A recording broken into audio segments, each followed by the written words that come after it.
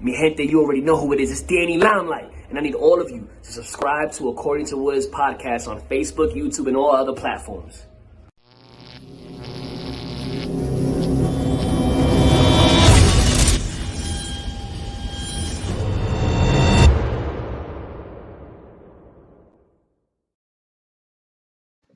What's good, party people? This is According to Woods, and I have the honor and privilege of having one of the archetypes for Scottish Wrestling Network. Yes, SWN is live in the house. We have Billy from Scottish Wrestling Network. Billy, what's going on, my man? I'm so excited. That's the best intro I've ever had to anything, so I'm well hyped for this.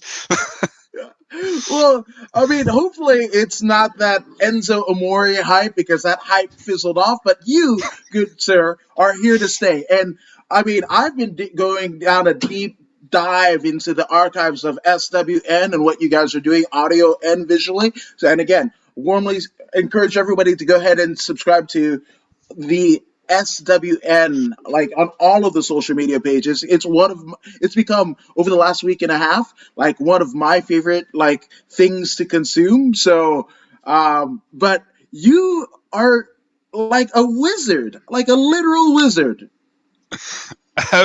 I'm just bored. That's kind of what's happened. I'm just sitting here. COVID's hit. I'm working in my spare bedroom, and I'm just doing stuff for my website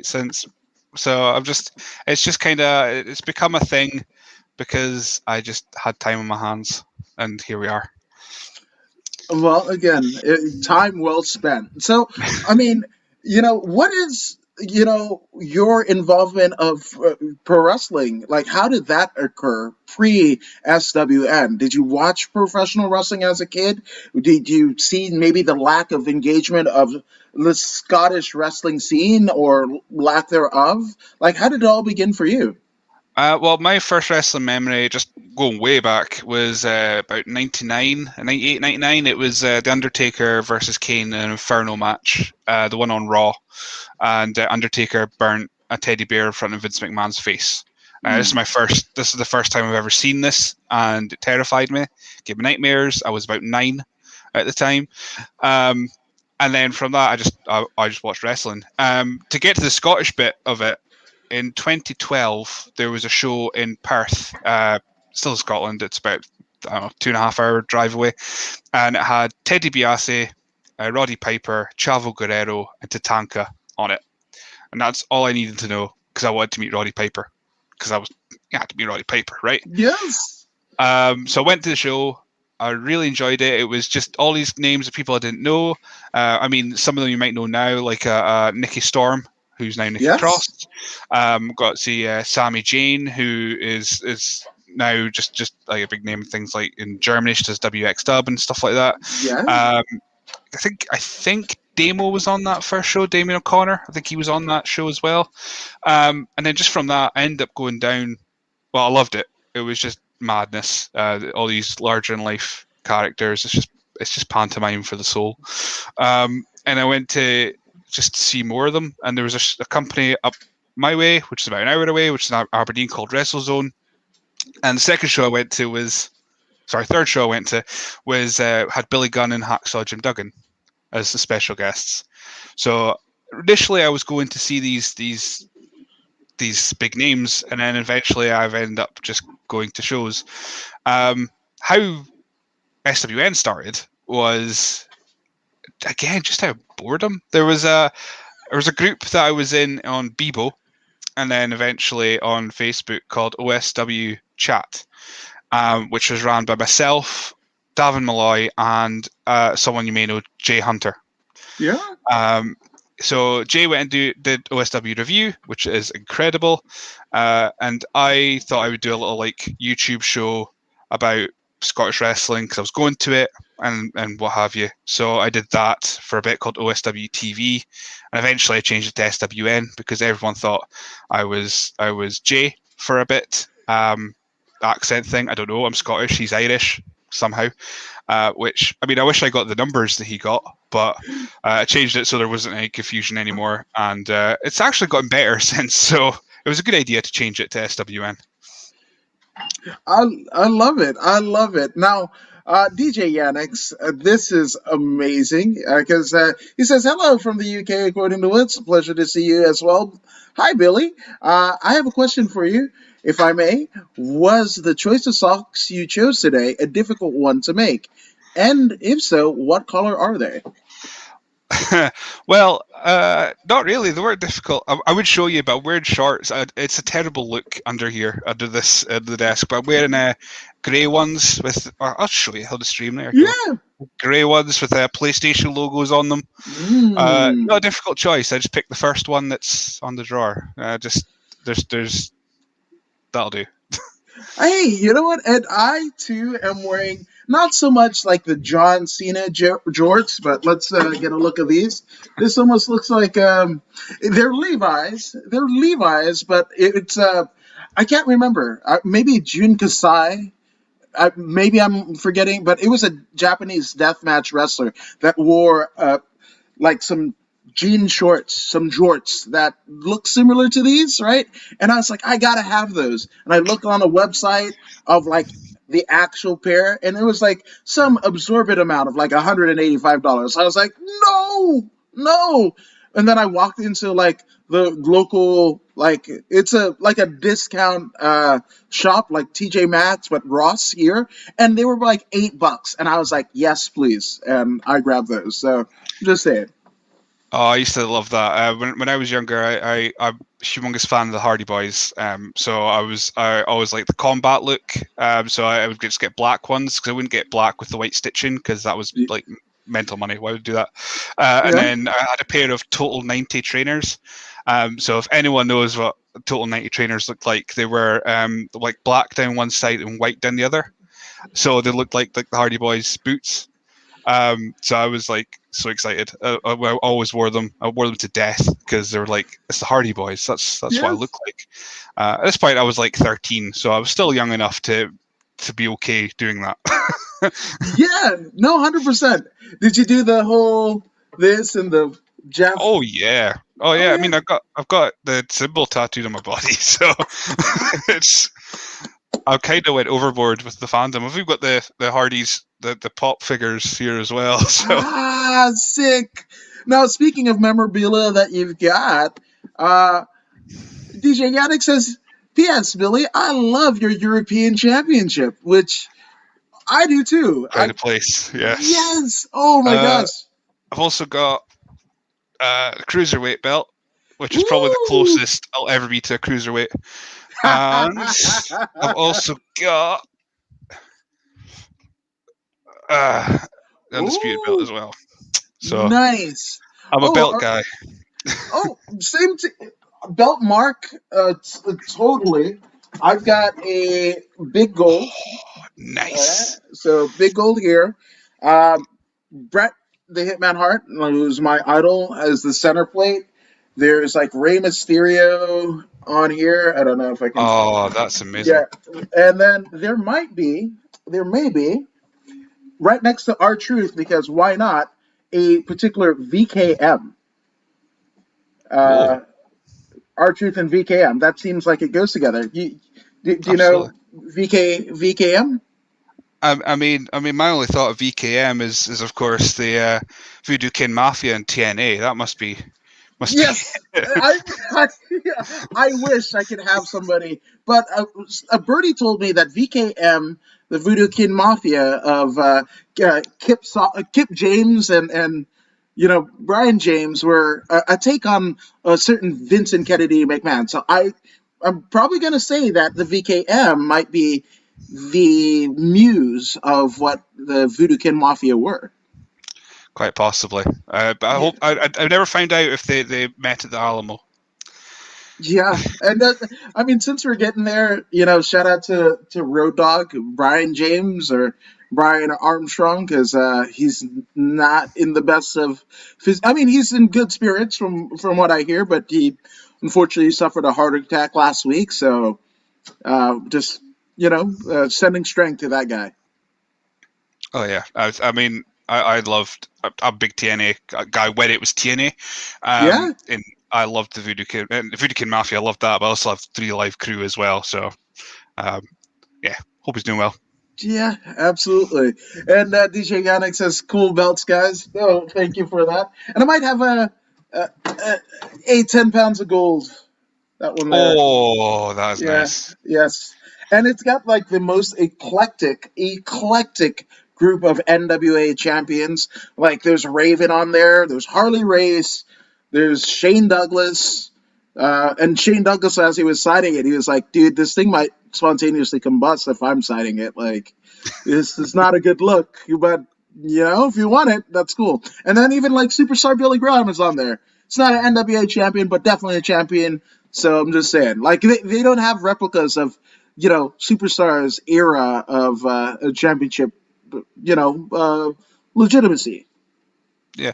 Well, my European belt behind me, it's got the Hurricane and DDP on it.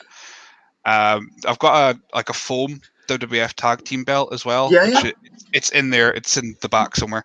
It's got Billy Gunn, and I ended up getting Hacksaw Jim Duggan on it because he never held it. But when I went to meet him, I got so nervous, and he was like, "Do you want me to sign your belt?" And I went, "There you go, Yeah, yes, go for it. That's fine." it's there. And there it Yeah. was. I did the same thing, and that's why on the big gold you have a Carlito. Carlito's on here because Yeah, why that not? was the first. Yeah, and Eve Torres, who's now Eve Torres Gracie, married to Henner Gracie, which is wild to pro wrestling and MMA and jiu-jitsu kind of like intertwining. You don't get more intertwinement. That's what I'm going to go with. Then Eve Torres marrying a Gracie, and now they have like little wrestling jiu-jitsu kids all about. It's great. Yeah. So, and again, the European title is one of the, I think, one of the best designed, title belts, and doesn't get the love because it was obviously kind of combined with the Intercontinental title and Kane and that whole deal. But like, I miss that. Do you have any fond memories of the European title? Oh man, it's just I loved it from Al Snow coming from different countries. D'Lo Brown did the same thing. Then you had, of course, Jeff Hardy won it, which is always exciting. Matt Hardy winning it during Invasion. The whole storyline of Invasion, not at Invasion. But yeah, I love the belt. I love the design. I love William Regal holding it and just being an absolute dick in the process with it. It's my favorite belt. That's why I got it. It's an original WWF plated one as well from 2001. So it's just, as soon as I found it on eBay, I was like, "Oh, I'm getting you somehow," and here it is. That's life goals. Good for Sarah. Good. That's amazing. Yeah, I'm the bulldog. When Bulldog got it, and I was just like, not just that he got it, and funny enough, had Georgia Smith on the podcast, and it's in the archives. But she was like, Davey was so proud to wear that. Like that was kind of like the kind of epic moment and epic title. If you asked him if he were here today, what was his proudest title to hold and all of his illustrious career, he says the European one. Yeah, it was just like I say, it's just for me, it's the most beautiful belt, and there's a lot of second places. Like I would love get a Big Eagle Arched Era one. That would be my next belt that I would want and just love. But yeah, European belts for me is my absolute favorite. So that's why I've got it. See, Billy, that's why we're friends. Like we're belt marks, but good belt marks. Because at a time right now, the titles are not the greatest. Like they had the IWGP like big reveal, the combination of and it just looked like a fucking, I don't know. It was not great, is what I'm saying. Well, I pointed out online it looked like the ECW belt when it was the stupid one that Mark Henry revealed, the silver plated one. Yes. That's what to me it looks like. But what's the best looking belt it did in wrestling today? I'm trying to think. NXT UK, all across the board for me. Yeah, I would say that I like the NXT title because it's like a throwback to the big gold. So I would say Yeah. that's pretty high in my Yeah. list. But I try to, all WWE ones are all the same or very similar. So, and I hate the United States belt. It's just, ugh. Yeah, it looks like I don't know. There's nothing, but and then you've got the weird IC title, the steampunk title. It's fucking weird. And then you got the shiny here in the states, right? It's like we've got the copper pennies, and then the nickels, the silver nickels, and the tag team titles that have been held in its at like in the greatest periods of some of the greatest teams like the Legion of Doom and the New Age Outlaws and the Heart Foundation and Demolition and whatever. And now we got shiny pennies and nickels. What the fuck are we doing here? I know, even the belts, like, after that kind of belts were great. I love the Raw one, the Raw tag team title, and then the SmackDown ones just looked like the old ones, but they had a little bit of a SmackDown like update and looked great. And then of course they merged them, and out came shit. Yeah, Really. absolutely. See, again, this is why we're friends, Billy. This is why we're friends.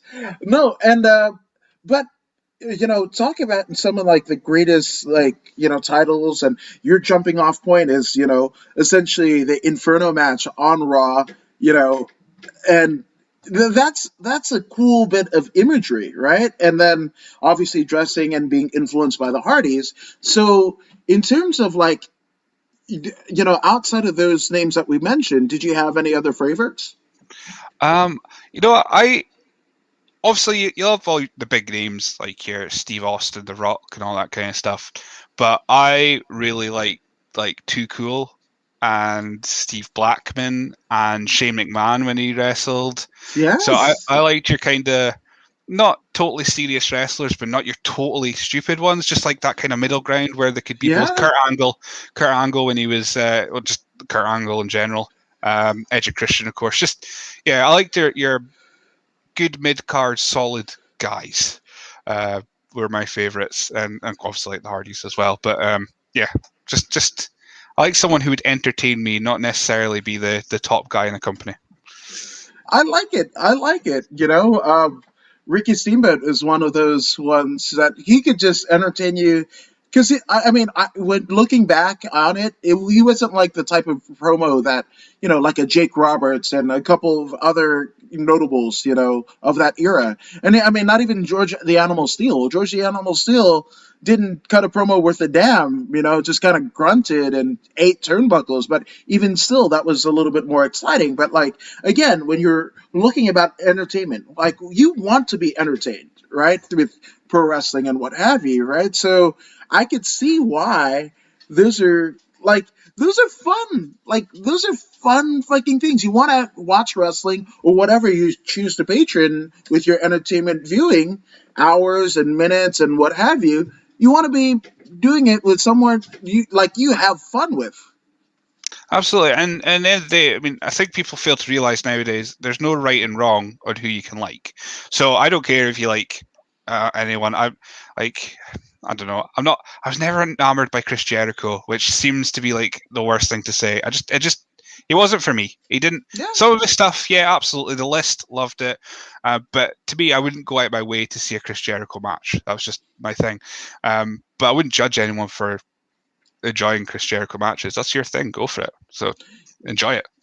Yeah, it's a weird one, right? Yeah, I think as a people, we get into tribalism, right? Like, I'm a WWE guy. I'm a UFC person. I'm a I don't watch Bellator. I don't watch Impact. I don't watch anything. Like, who's to say? And I think, and it sucks that it happened and had to be kind of put into the spotlight, but Amanda Huber, Brody Lee or John Huber's, widow, she was saying like, why are people shitting or trying to compare who did better tributes to my husband? Like, he worked both places.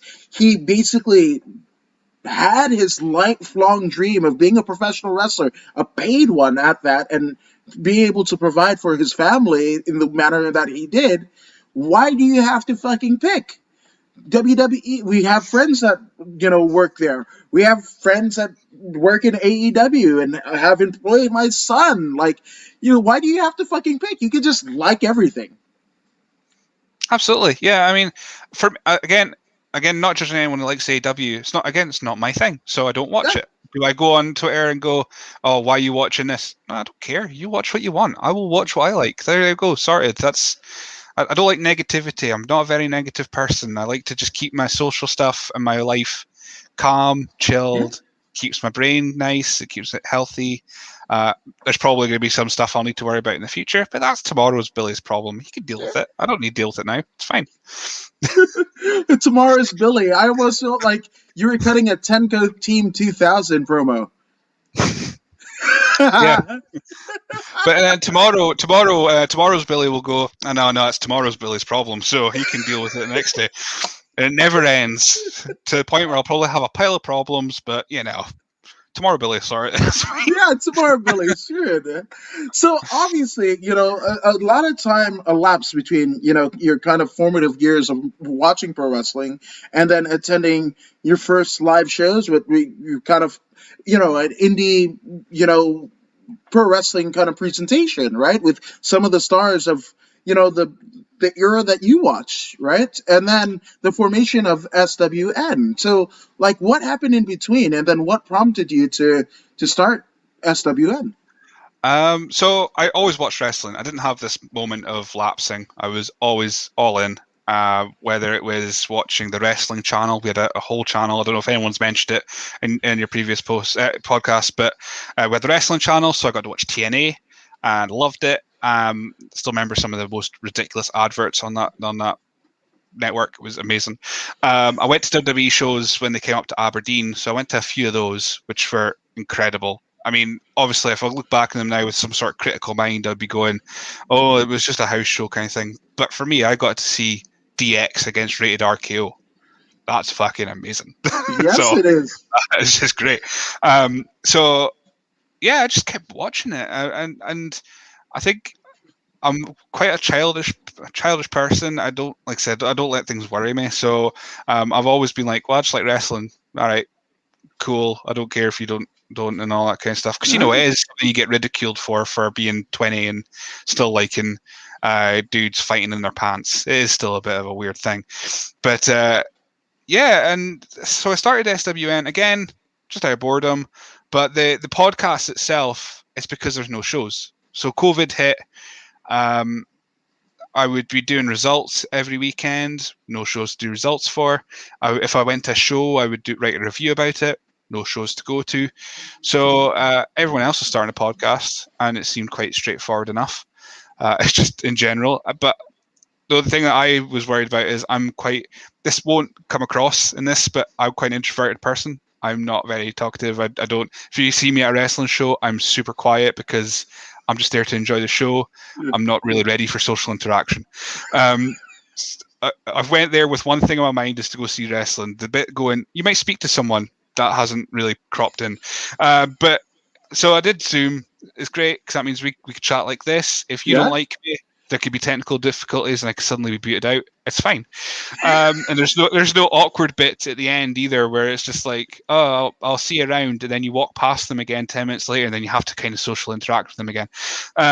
So I did that. It was with Omar Mohammed, his name was, who wrestles for he comes out of Fife Pro Wrestling Asylum, so he's I think he's had a couple of matches, but he's primarily still kind of trainee kind of thing. Yeah. Did half an hour because I was going to make it a wrestling show. We're going to speak about wrestling because it's wrestling. Yeah. So 2 episodes in, I was speaking to Kevin Williams, and it was an absolute clusterfuck of a show because I was recording it in my living room, and it was the summer. It was July last year, and my dog decided that she wanted to play with the squeakiest toy in the fucking world. Uh-huh. So she was running in the background with that. The ice cream van turned up at one point. So you could hear, it was just a very loud ice cream truck in the background of the recording. We're on for about an hour, and I didn't turn the light off. Didn't turn the light on, so it got progressively darker throughout the episode as well. And from that point, I was just like, fuck it. I'm just going to take about an hour out of these guys' lives and just chat fucking Yeah, anything. I don't care now. It's just let's just have some fun. Some have went well. I didn't write any notes for my first 12 episodes, so yeah. I didn't have any preparation. This is all just top of my head stuff.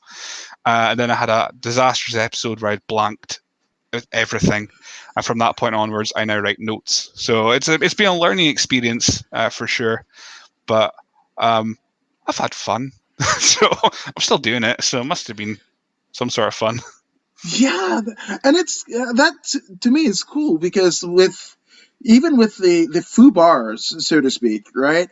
Again, I as a listener and a watcher didn't really get into it, and also as a fellow podcaster myself, I'm like that shit happens. Like Josh Barnett, we literally get a tour of the War Master's kind of War Master cave because he was trying to find good reception with his iPad to do it, and those things fucking happen, and dogs will bark and everything. But that's to me, I think that's like the essence, right? Because here in the States, every news media outlet, every sports media outlet, whatever, they're doing the same thing, the same presentation and what have you, COVID era times. And this is the first time in history that any of us that basically has a setup in their studio apartment, not in Chicago, Illinois, can do this thing and be on par with any of the major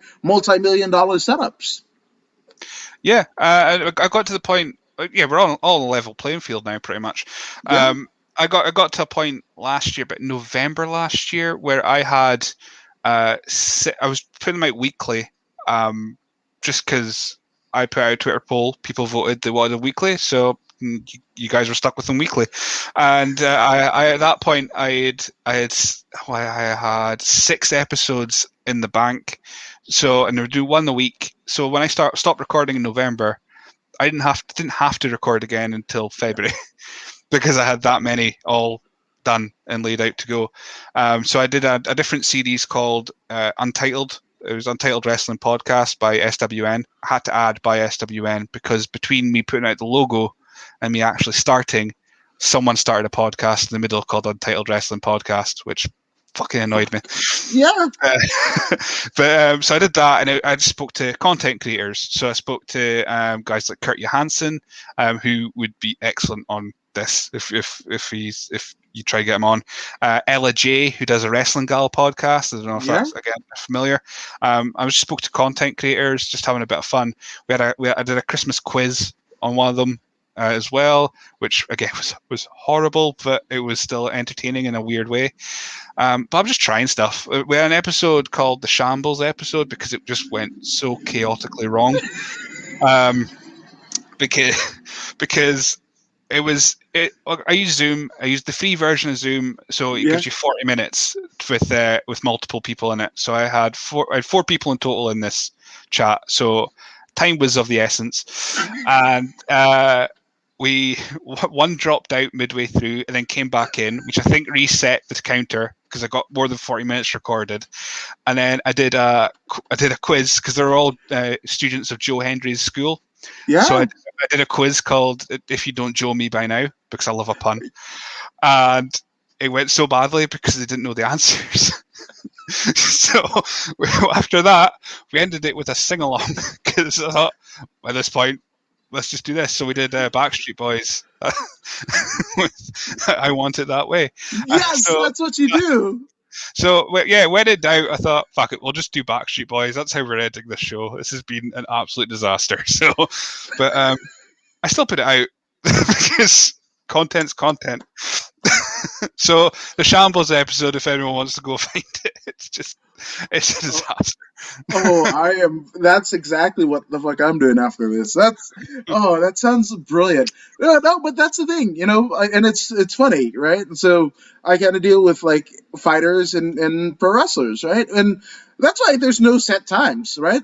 There be somewhere like, fuck, I'll do 4 in a day, 12 in a week and whatever, and then not do anything, like literally fuck all whatever. But it's all kind of figuring out wrestler fighter. It's a different type of brain to get slammed and punched in the fucking face for a living, right? So you kind of have to work on the auspices of their strengths. What did Paul Heyman say? It's accentuating the positive, hiding the negatives, right? Like, and I think like a masterful fucking hiding the negative is again fucking ending the show in a Backstreet Boys song. Fuck yeah, man! That's what you do. That's it. I mean, the first question I always ask is always the same. It's the most boring wrestling question in the world. We know it. It's how'd you get into wrestling? And from that point, I can kind of gauge how the conversation is going to go. Because if they give me it hasn't happened yet, but if anyone gives me like a 2-word answer, I'm like, well, this is a 30-minute episode. Yeah. Bust out the Backstreet Boys. But if they give a big informative answer, I'm like, yes, we're in for the long haul. I can ask you a stupid question about dinosaurs later, so it's all good. But yeah, I've had a guest called Scotty Swift. He wrestles up in WrestleZone. I did 2 recordings with him, and they've topped, I think, about 4.5 hours total, because I wrote a page of notes because I'm a big fan of his because he wrestles an hour up the road. Yeah. I had a page of notes and I spoke to him for 2 hours, and then after we stopped speaking and stopped speaking, my grammar's awful. After we had stopped our conversation, Yes. I then turned my page in my notepad and then wrote another page of notes. So I was like, right, I need to get you on again. I've got another page of things I need to speak about. So yeah, it's just sometimes it works that way. Sometimes I'll speak to someone for 40 minutes and that's it. There's nothing more I can think of. But, it's just all about the experience. Yeah. So I guess what has been the most as a content creator yourself, right? What has been the most gratifying? Have you had like a most gratifying moment thus far? We're sitting at less than a year's time that you've be able to create this thing, and actually, I mean, the guest lineup is fucking phenomenal, dude. Like, I mean, some of the best and brightest of the UK wrestling scene. So, do you have like a fucking moment where like, aha, I fucking got something here? Yes and no. The guests, a lot of the people you'll see now on ICW on the WWE Network. So I've been able to grab quite a few of those.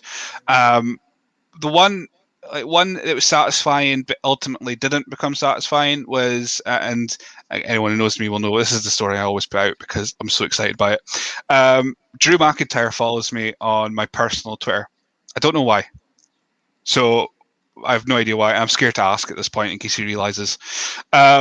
But I messaged him when I was just having one of those lucid moments of going, fuck it, I'm just going to ask the first Scottish-born WWE champion if he'll be on my podcast. So I messaged him, and about 10 minutes later, he replied back going, yeah, I'll be on, but you've got to go through this guy first, and give me an email address. I was like, cool, that's fine. Emailed them. Pretty much the message I got back was no. But WrestleMania season. But the first half of that story was like, oh, this is amazing. The second half was like, nah, oh well. But it was all good. But as far as like highs, I'm just happy that I'm getting at least 5 listeners. I'm happy with that because none of my friends watch wrestling, so that's more than my friends group. They're watching it at the very least. So. Yeah, I'll just keep putting them out until nobody listens, and even then, I'll probably still do it. Yeah, fucking do it. It's so fun. Like, it's like I've got friends that also do the thing, right? And like, if you look at any of the social media pages that I have and whatever, it's like fucking retweeting, we're sharing whatever my friend shit, because it's not even like about me. It's just like somebody, I think it was Eddie Torres of the Rock and Roll Beer Guy podcast. He basically was like, if you notice, everybody, right, that's anybody has had their group around them, right? Joe Rogan, right? He has his kind of, comedy friends and what have you around him. Howard Stern here in the States, same deal, has his kind of crew. Everybody has a crew. So the coolest thing is to be able to have like friends that also do this shit and go like, hey, they're doing cool shit. look at this, I like it, you like it, and whatever. And that's also like the according to Wood's thing. Sometimes we'll do fucking MMA, sometimes we'll whatever. And I get the same deal where like, man, like people are actually responding to me and like getting and responding back. Like it's fucking weird. I'm half expecting them to say fucking no, and it's like not happen, which is weird. Yeah, that's the weird thing. I mean, of course, I've got my list. I made a list of 10 names I wanted to get on the podcast. Didn't put a time limit on it because that's setting me up to fail. Yeah. And already I've kind of had a bit of rumblings about a few of them, and I'm just like, that's cool, that's fine. I'm not going to get too excited, but I'll just keep messaging and catching up once a month, going, did you read my email? Are you still interested? And yeah, it's all learning experience. I've met so many fascinating people through this podcasting family kind of thing, either being on podcasts or grab them to be on mine or the Untitled one. Yeah, it's a really nice community. Nobody's out to undercut anyone, as far as I've Yeah. aware of so far. Anyway. Yeah, and again, Nice. it's in other forms of anything, right? Like you go to a job and somebody screws you over for a position or a salary raise and what have you, right? And here's the thing where you mentioned you were a bit of an outsider, a bit of an introvert, and what have you. To be able to, I mean, the community that you fit in the best with is like the community expounded by the people that you grew up with, essentially. Yeah, it seems to be. Yeah, a lot of people that I do end up speaking to. It's weird. Most of the wrestlers that I speak to for the podcast as well, I didn't realize that a lot of them are just my age. So when I ask them, "Oh, who's your favorite growing up?" They'll say Jeff Hardy. I'm like, "Me too. We're best friends now." Because of Yes. that. So yeah, it's a strange world. I never thought that. Like I said, as a very shy person, I never thought I'd be that enamored with keeping to do the podcast. I tried before. I've done like face-to-face interviews that were just horrible because I'm just not comfortable doing them. There's a couple on my YouTube channel that are very clear that I'm not very comfortable doing them because they last about 10 minutes, and I just want to be out there as quickly as I possibly can. And then I've spoken to the same people again. Emily Hayden, Mike Musso, and Kev Williams actually heard the three that I Yeah. can think of. I spoke to them before, and it was 5 minutes in a very echoey town hall after a show, and then I went on to speak to them for over an hour and a half, uninterrupted, over Zoom because it's just more comfortable that way. We can all sit in our own comfy chairs and just have a good time. So yeah, I've definitely grown less introverted, but I'm not Yes. quite hitting the door of extrovert yet. So it's a nice happy medium I've found.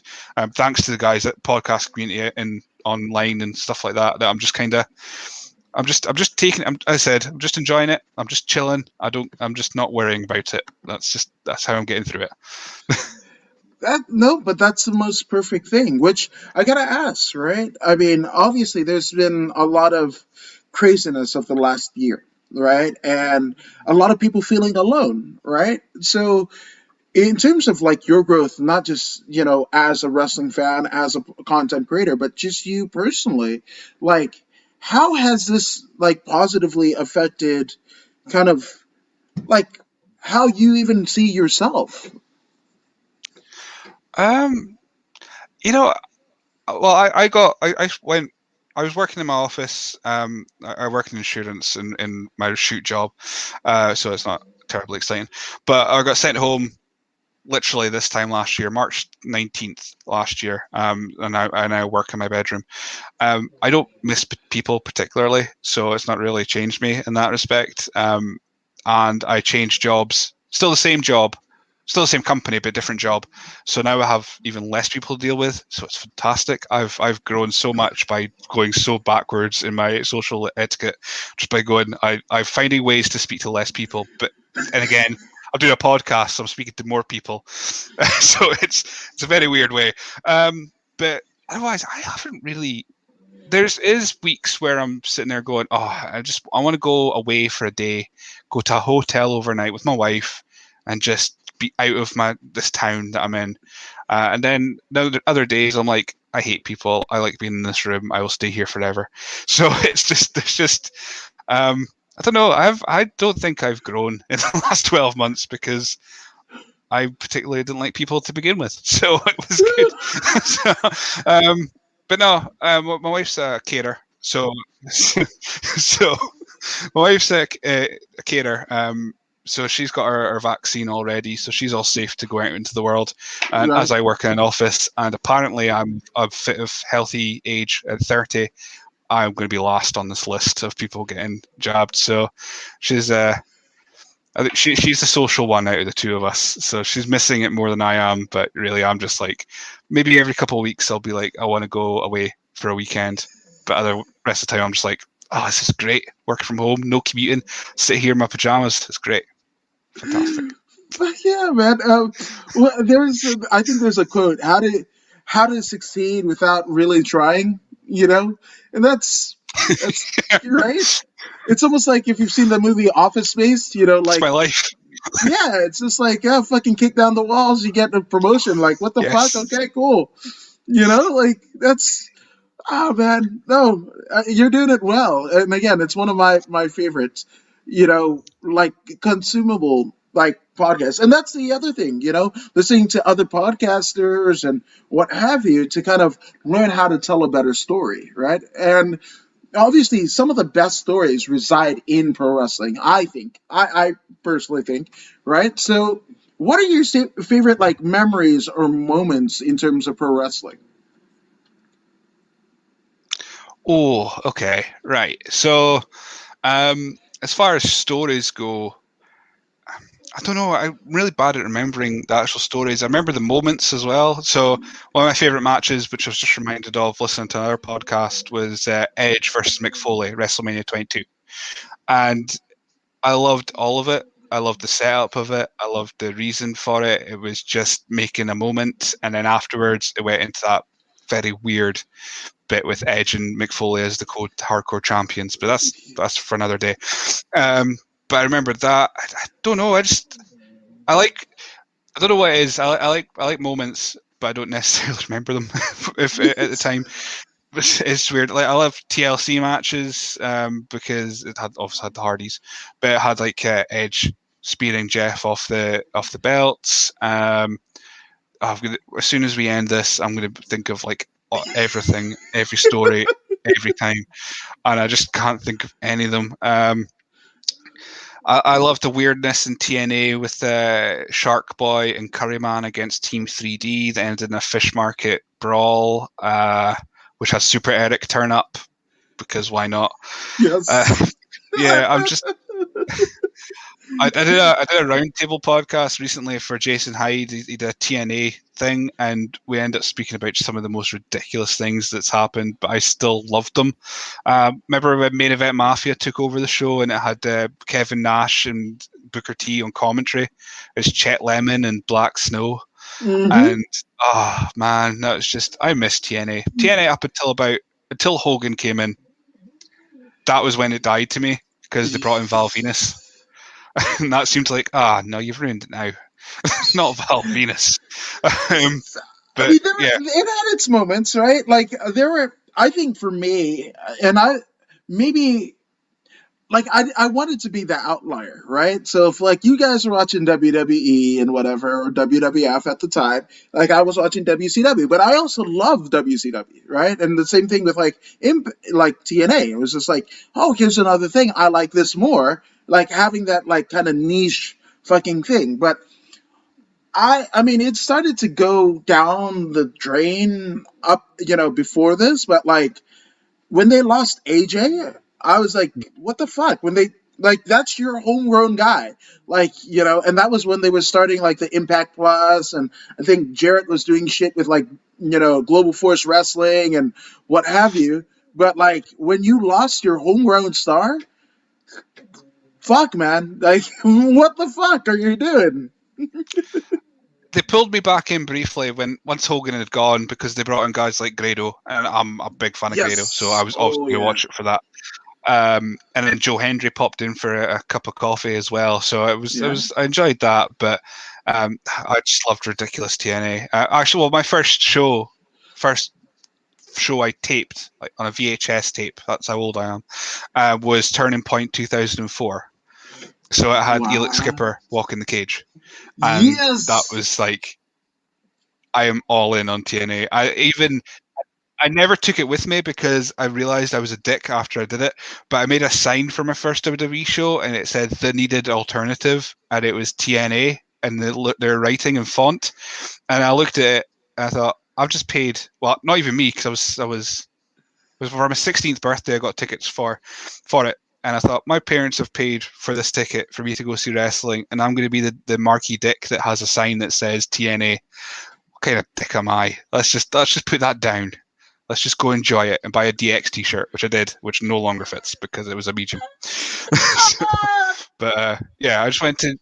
I had that brief moment where I was like, I'm going to be the rebel, and I thought, I don't want to be that guy. I just want to enjoy it. So I went and enjoyed it, and I saw Triple H's arse. No, I saw Edge's arse because they did the whole house show, pull down the trunk spot, and all that kind of stuff. So my mum loved it. I wasn't so much into it, but Well, I mean, shut up, dude.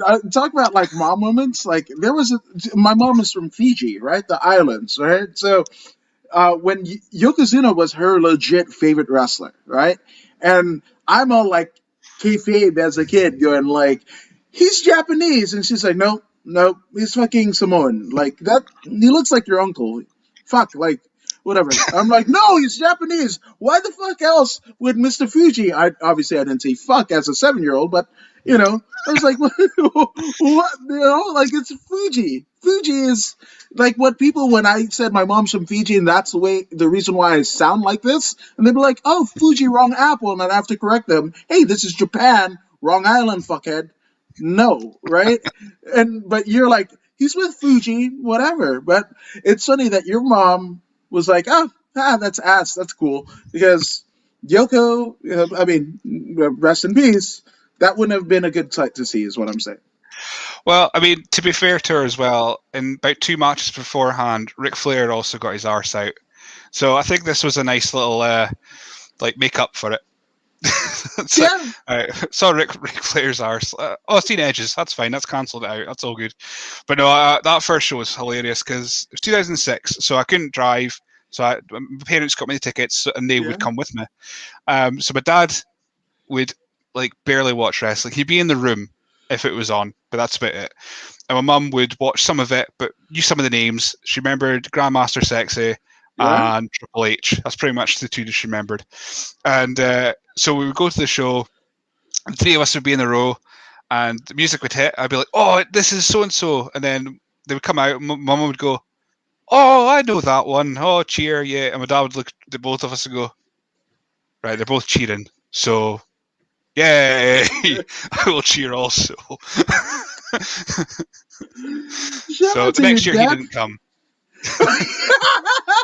I was going to give him props for at least doing that, and to each their own, I guess, right? I know. Well, by the time the third one I went to come around, I could drive, so I was driving them to. I was going with my mate instead, so it was all good. But yeah, that first one, he was so confused, and he just joined in when we'd. If we cheered, he cheered. If we booed, he booed. So that's fine. That's all you need to do. Which is, that's essentially what WWE wants out of their audience. Pre-COVID, that's what they wanted. Hey, you cheer Roman Reigns. Hey, you cheer whoever the hell, and that's what you do. Puppets, dance puppets. So that's what they still want. Have you done the Thunderdome? No. Have you done the Thunderdome? There was. Oh, they still want you to do that. They still want you to do that. No, there was a.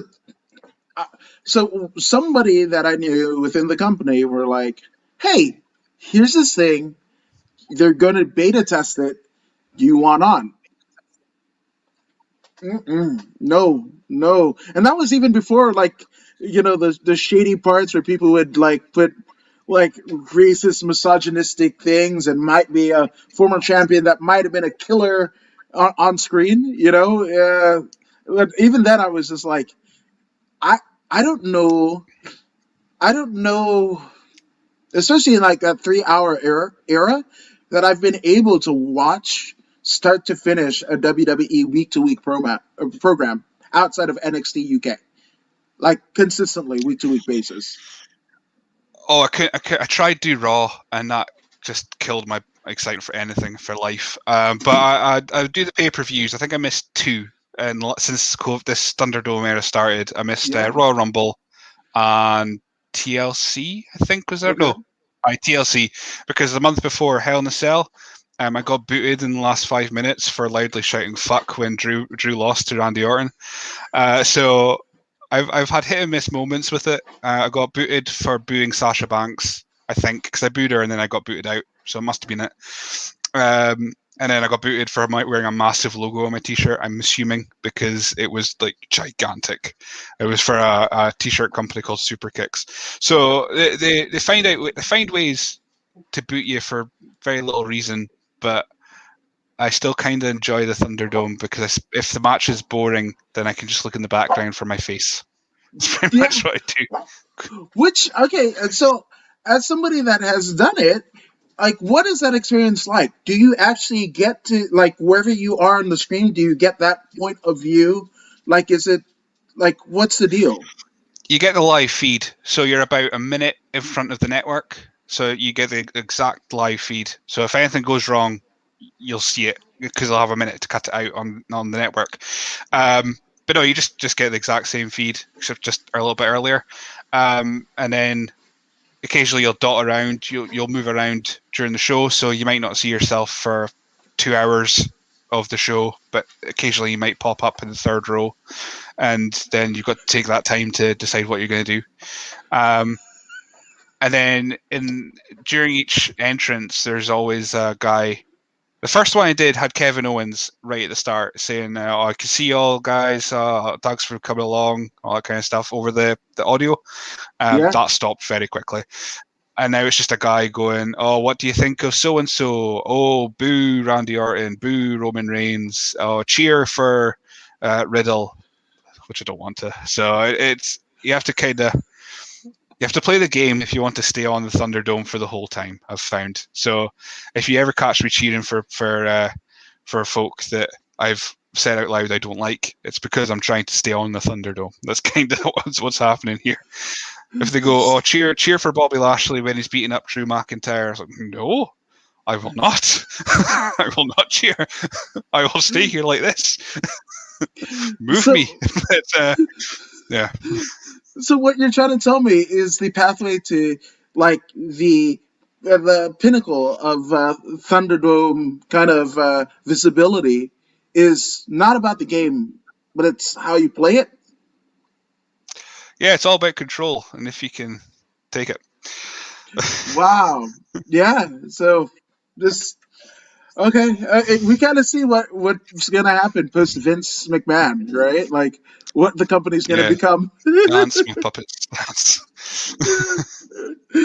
Oh man. So I mean, in terms of like things that obviously we're a week before Mania, a little over a week before Mania. Is there anything that you're excited about?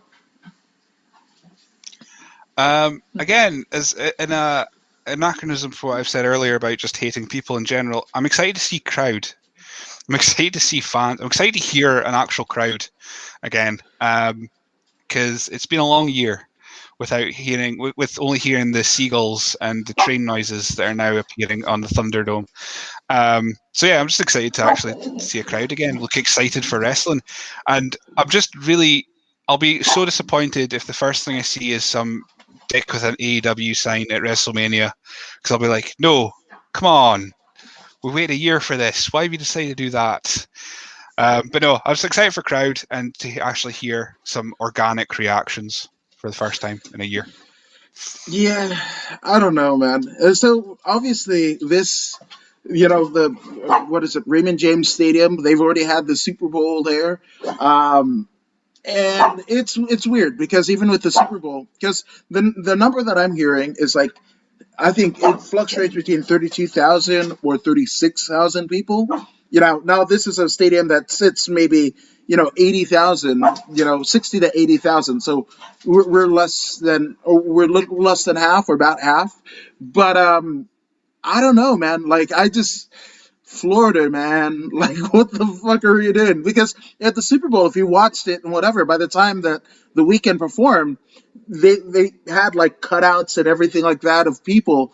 There was no cutouts. Like, you look across the stadium and everything, and everybody's like cheering and whatever. That's not an optical illusion. They were just like, fuck it. Like, we can get more money. Let's just fill this thing to the brim. So, hopefully everybody doesn't get COVID, right? And I think around the same time, the UFC they're basically going to have their event full, like in Jacksonville, AEW's kind of backyard, and 15,000 strong. Like, there's no social distancing. It's not even like New Japan where they fucking space out the seats. No, no, no, no. They're doing full card, full Monty, everybody there, packed to the rafters. So I'm hoping like everybody doesn't get COVID. Is what I'm doing.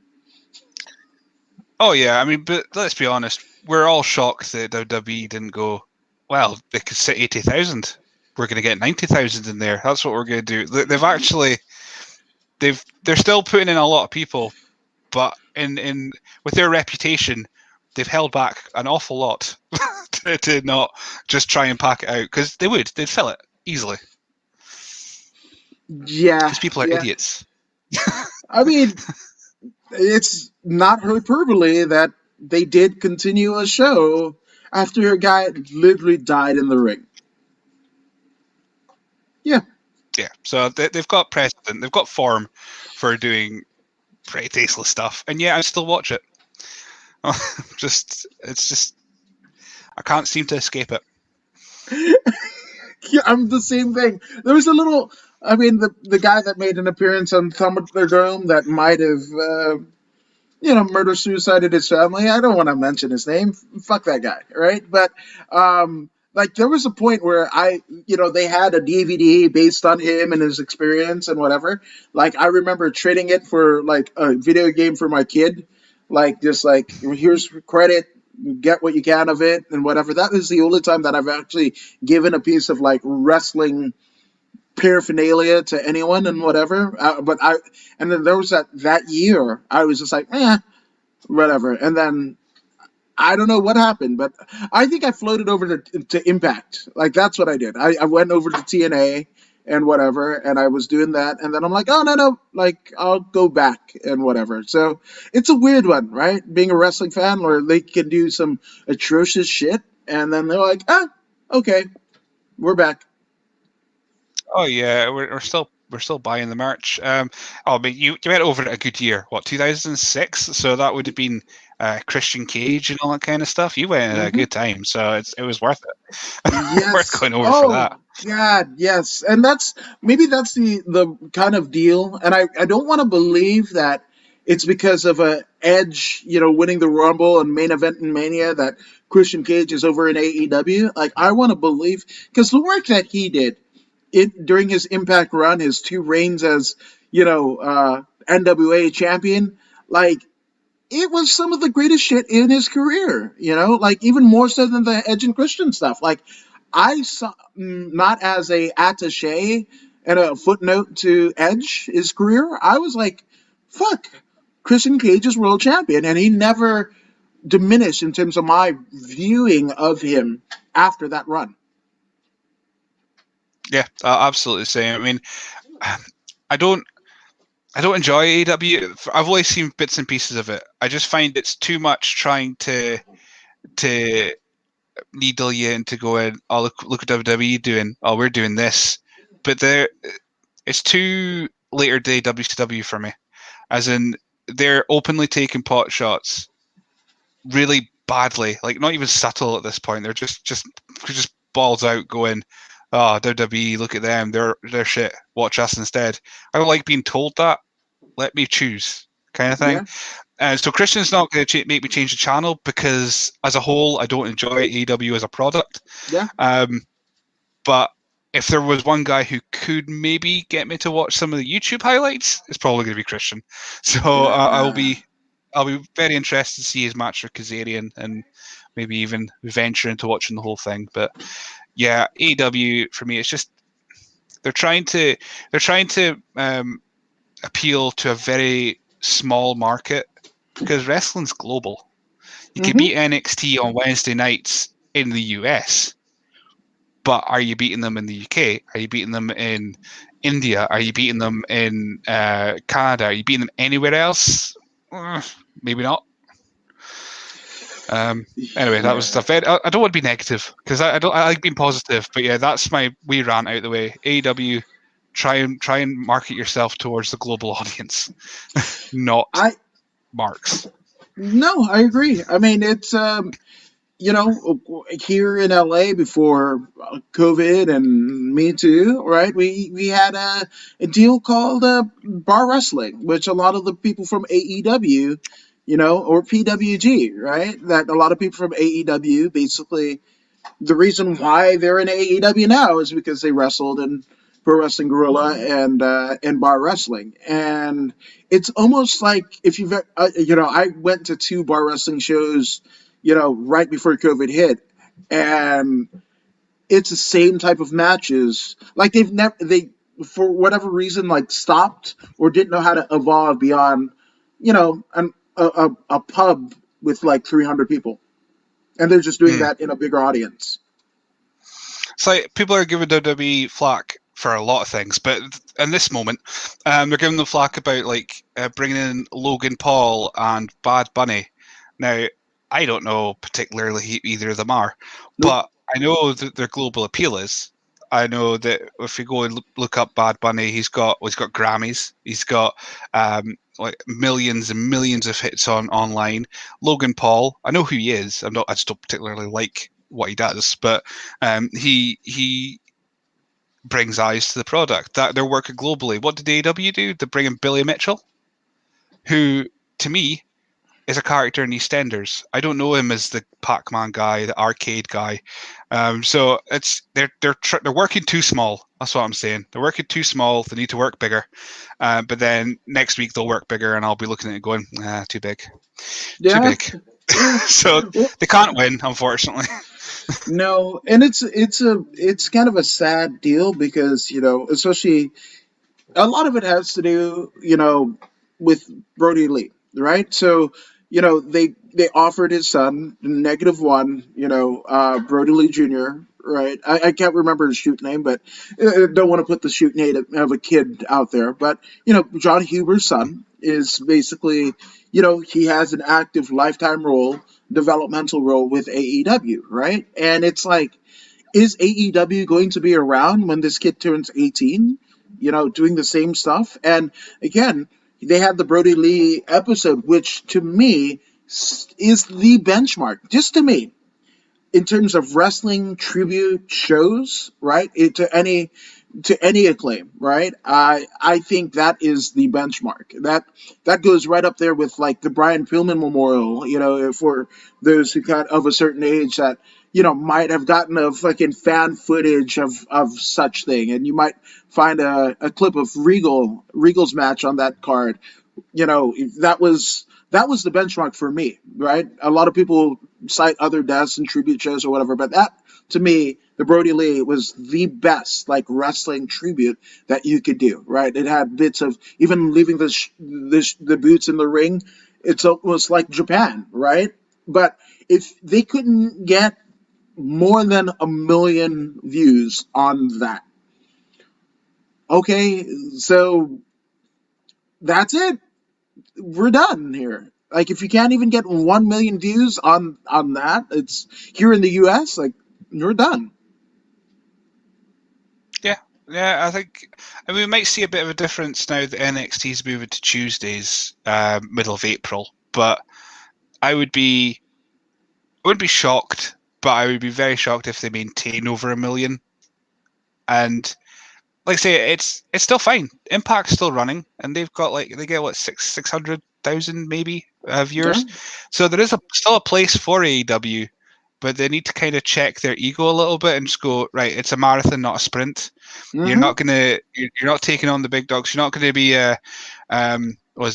breaking thrones every month. You're let's just work on making yourself a brand and a global brand first, and then you can try and take on the big dogs. I mean, big dogs. Oh God, Roman Reigns vibes. But like TNA did it, and they got to a point where they may have been a threat, and then they brought in Hogan and Bischoff, and then fucking died. So it was. But that took years. 8 years before they got into a position where they could have viably done something, and then didn't. But you're not going to do it straight away. No, man. Yeah, it's kind of grim, and I'm not talking about Simon Grimm, but it's fucking.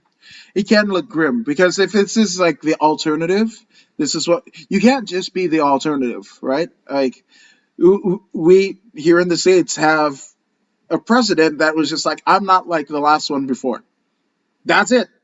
Like that can't be good enough. Mhm. Like I'm the best of the worst. It's like we can't get. Like what is it? Yeah. Like we're pulling in the same numbers as Impact and Ring of Honor and whatever, only a year in, but like okay, and what now? Like what is the 5 year? It's weird that like Impact as it stands now is essentially what 20 years old. That's where we are, right? Just about, yeah. Oh Yeah. God, yeah. It is. Yeah, but So yeah, AEW just they don't have any ambition. They don't have any ambition to grow. They just want to do the exact same thing and get more people to watch it. yeah, and it's you mentioned the part about long-term trajectory. It's a marathon, not a sprint, right? Well, tell that to 90% of your roster who I think I mean I don't want to Jim Cornette is a polarizing character in wrestling business, right? But I think he said it best, like especially with the Bucks, who are essentially office people. They're front office people in addition to being wrestlers. They make the most extraordinary things that a person can do look ordinary. It's weird. It's weird. Mm-hmm. Yeah, just saying. Yeah, But I think as far as the Bucks have been, they've dined on doing super kicks and flips. But if you see that every week, it's not exciting. Like the Canadian Destroyer is now a bastardized move because everyone can do it. Remember when you'd see it once every 2 weeks on TNA when Pete Williams had a match? Oh, yes. the best. Oh yeah. Yeah. And that move, I mean, damn it, that's a finish. You hit that, or Doug Williams' Chaos Theory, or even like a DDT and super kick. Spinebuster, that's a fucking finish, yo. Like, especially when you throw it like an Arn Anderson, the originator or what have you. You throw a Jake Roberts DDT that literally cracked the skull of fucking Ricky Steamboat. The super kick was essentially the move that put away the Hall of Fame career of the Nature Boy Ric Flair, right? When you just make them everyday moves, what the fuck have we got? Yeah, absolutely. I'm not saying every match has to be a headlock and a chin lock and then go to the finish, but it's got to be inventive. It's 2021. Yeah. So, obviously, speaking of innovation, right? You've created SWN, and there's a lot of moving parts that have gone into it, So, Billy, take as long as you need. Let's get some shout outs out of the way, personally and professionally, who have helped shaped and supported Scottish Wrestling Network. Well, I mean, I suppose the biggest one is Adam Morrison. He does the majority of the writing. Well, he did the majority of the writing. He did like articles, reviews, spotlights. You see the wrestler spotlights on the site, pretty much all him. So and when we do our Twitter tournaments, which we did last year, which were somehow just madness, he did all the match graphics for them, just at his own time. So he's done a lot to keep me interested, because there is always a point where I'm just like, I'm just not enjoying doing it anymore. But he puts out an article or he does something for the site, and I'm just like, you know what? I'll keep doing it. So definitely him. I've got like a like group chat of guys where I just moan about things too. So it's not so much constructive, just more letting me just get out there, so don't put it on Twitter. So it's Andy Scotland from Wrestle Ropes. He ran Wrestle Ropes. If anyone who was into I hate that phrase, British wrestling, they would know what Wrestle Ropes was. Kyle Watt, Courtney Smallridge, they're like my brain trust. If I have an idea, I'll put it to them first, or at least put it in writing, or I'll just share a tweet and go, "This guy's a dick." Is he? Yes, he is. Cool. Let's move on. So that's my kind of brain trust. I'm going to forget so many people, but I suppose my wife. I don't know why she's that far down on the list. She's not going to watch this. It's fine. Because there is moments where I am like, I'm done, and she's just like, you know what, just get another week, just give it to the end of the year, give it to the end of the month, and then by that point I'm all back, I'm all in again, and it's all good to go. Anyone that's spoken to me on the podcast or has shown interest, thank you for taking an hour or 2 hours out of your day to speak absolute shit with me, which is included. The two questions I asked are not wrestling related, and they just get asked now are, what's your favorite dinosaur, and what would win in a fight, 2 sheep or 1 cow? Ooh, and intriguing. I know you're thinking about it now. It's a thinker, and somehow people still agree to be on my podcast even after they hear me ask these questions on previous episodes. I'm enjoying doing it.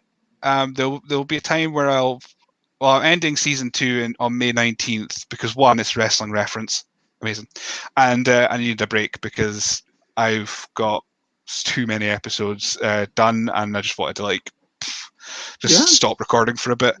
But just everyone. By the time that comes round, I would have recorded 61 episodes of that, 10 of the Untitled. And then if I do a live show on Facebook, I'll put that on the podcast feed as well. So I've got like 6 of them. So by the time this I don't know, I've kind of tailed off into just speaking about my site again. But no, just anyone who's taken the time to actually help or message, then they won't know how much they've done to help me, but they have. So thank you, everyone. Well, again, you said don't want to talk about myself, but I want to thank you for the Scottish Wrestling Network, because again, it is one of the best and my favorite pieces of content to basically watch and listen to, and it's given me great joy. And I don't know how the fucking dinosaur question or cow and sheep fight question are going to go over it. Like, I will watch through just for the fucking answer, and not even speed it up. Just like fucking, I'm in for that hour or so time to fucking get to the payoff. The payoff is what matters. Well, I'll thank Kevin Williams for the dinosaur question, because he asked it in too many episodes where I was like, right, I'm just taking it now. I'm keeping it. It'll just go in every episode. You don't need to ask me. I will put it in. And Krieger, who you've seen in WWE Network, he asked it for looking sharp. And that now question has just stuck as well, because he got so raised by it, because he was just put to the point where it gets asked so often to him and Krieger that he just says the opposite answer. So I've just kept it in, and we've had different answers. We've had a lot of people saying sheep, a lot more people saying cow. I'm rooting for the sheep. You're rooting for the sheep. I live in the northeast of Scotland. I think at some points there's probably more sheep than people, so we've got to root for our brethren up here. Yes, better be with them than against them. I'm just saying. Exactly. I'm not fighting the sheep. Yeah, fuck yeah, man. No, dude, it's been amazing to have you on. And DJ Yannick says, gents, I gotta go. The missus wants to finish off Vikings, and I can't miss any of Under the Thumb. Right, so Billy, it's been a pleasure to see your socks and your belts, according to Woods. I'll catch you next time. Take care, you guys. No, thank you, DJ Yannick. Dude, tell everyone who aren't inclined, where can they find more of you and Scottish Wrestling Network? Scott Resnet, pretty much everywhere. So Scott Resnet on Twitter, Instagram. I'm even on TikTok. I don't know why. I just am. Where else? Facebook. I've said Facebook. Patreon. I'm on Patreon if you want to access episodes early. Because I'm so far ahead in recordings, you often get like up to 10 episodes just there for £5. You can go check them all out early.